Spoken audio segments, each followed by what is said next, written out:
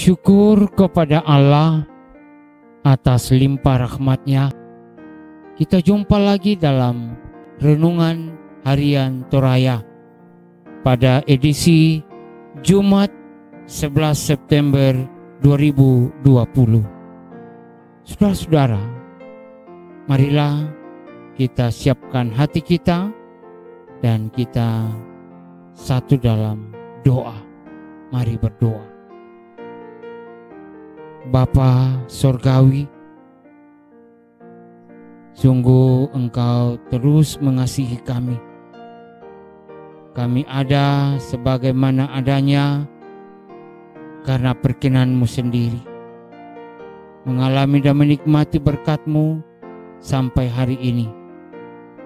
Tuhan, tolonglah kami. Kami mau bersama untuk membaca dan merenungkan firman-Mu. Dalam nama Yesus Kristus kami berdoa. Amin. Ya, bacaan kita terambil dari Keluaran 14 ayat 1 sampai 14. Firman Tuhan. Berfirmanlah Tuhan kepada Musa demikian. Katakanlah kepada orang Israel supaya mereka balik kembali dan berkemah di depan Pi-Harihot antara Migdol dan laut, tepat di depan Baal Sefon. Berkemahlah kamu di tepi laut. Maka Firaun akan berkata tentang orang Israel, mereka telah sesat di negeri ini. Padang gurun telah mengurung mereka.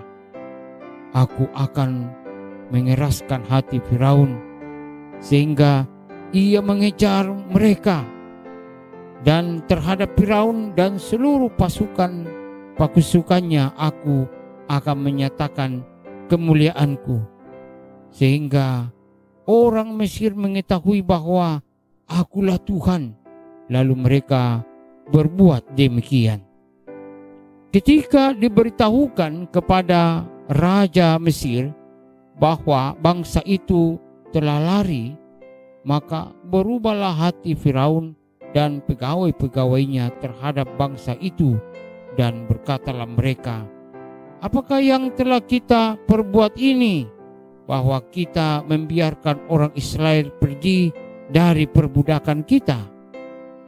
Kemudian ia memasang keretanya dan membawa rakyatnya, serta ia membawa 600 kereta yang terpilih, ya, segala kereta Mesir, mereka masing-masing lengkap dengan perwiranya. Demikianlah Tuhan mengeraskan hati Firaun, Raja Mesir itu, sehingga ia mengejar orang Israel. Tetapi orang Israel berjalan terus dipimpin oleh tangan yang dinaikkan. Adapun orang Mesir, segala kuda dan kereta Firaun, orang-orang berkuda dan pasukannya mengejar mereka dan mencapai mereka pada waktu mereka berkemah di tepi laut dekat Pi-Hahirot di depan Baal Sefon. Ketika Firaun telah dekat, orang Israel menoleh. Maka tampaklah orang Mesir bergerak menyusul mereka. Lalu sangat ketakutanlah orang Israel, dan mereka berseru-seru kepada Tuhan. Dan mereka berkata kepada Musa, apakah mereka tidak ada kubunuh di Mesir? Maka engkau membawa kami untuk mati di padang gurun ini. Apakah yang kau perbuat ini terhadap kami dengan membawa kami keluar dari Mesir? Bukankah ini telah kami katakan kepadamu di Mesir, janganlah mengganggu kami dan biarkanlah kami bekerja pada orang Mesir, sebab lebih baik bagi kami untuk bekerja pada orang Mesir daripada mati di padang gurun ini. Tetapi berkatalah Musa kepada bangsa itu, janganlah takut, berdirilah tetap dan lihatlah keselamatan dari Tuhan yang akan diberikannya hari ini kepadamu. Sebab orang Mesir yang kamu lihat hari ini tidak akan kamu lihat lagi untuk selama-lamanya. Tuhan akan berperang untuk kamu dan kamu akan diam saja. Demikian firman Tuhan. Tema kita, janganlah takut. Apa yang Anda takutkan? Coba kalau bayangkan ya, seandainya ketika melihat sekelompok orang berlari ke arah Anda dengan membawa senjata tajam. Dalam kondisi normal tentu Anda akan merasakan ketakutan yang luar biasa, sehingga berlari tentu itu merupakan keputusan yang tepat saat itu. Nah, rasa takut yang kita alami tentu akan mempengaruhi kehidupan kita dan tidak jarang membawa dampak yang negatif. Saudara-saudara, ketika bangsa Israel dikejar oleh tentara Firaun, mereka mengalami ketakutan yang luar biasa. Situasi tersebut membuat mereka melupakan Tuhan yang telah berjalan bersama mereka, telah berjanji pula untuk menyertai mereka dalam tiang awan dan tiang api yang bisa mereka lihat dengan mata kepala mereka sendiri. Dan hal itu membuat mereka menyalahkan Musa selaku pemimpin. Tapi Musa berkata kepada mereka, janganlah takut, berdirilah tetap dan lihatlah keselamatan yang daripada Tuhan yang akan diberikannya hari ini kepadamu. Sebab orang Mesir yang kamu lihat hari ini tidak akan kamu lihat lagi untuk selama-lamanya.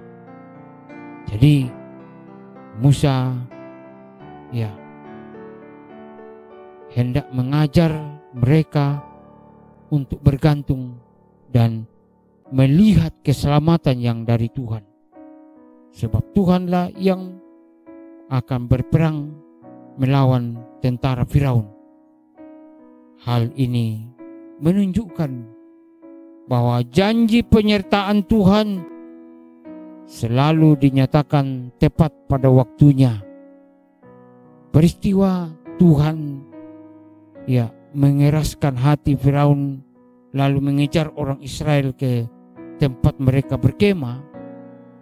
Namun melalui peristiwa tersebut Tuhan menyatakan kemuliaannya, sehingga orang Mesir tahu bahwa Tuhan menyertai orang Israel. Jadi saudara-saudara, jika orang Israel pernah mengalami ketakutan, maka masa-masa sekarang pun kita juga sering merasakan.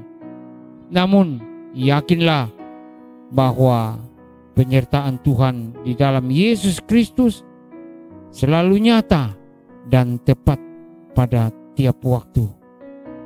Tetaplah berserah pada Kristus, karena segala yang kita takutkan akan selesai dalam kuasa dan tuntunan Roh Kudus. Haleluya. Amin. Mari berdoa.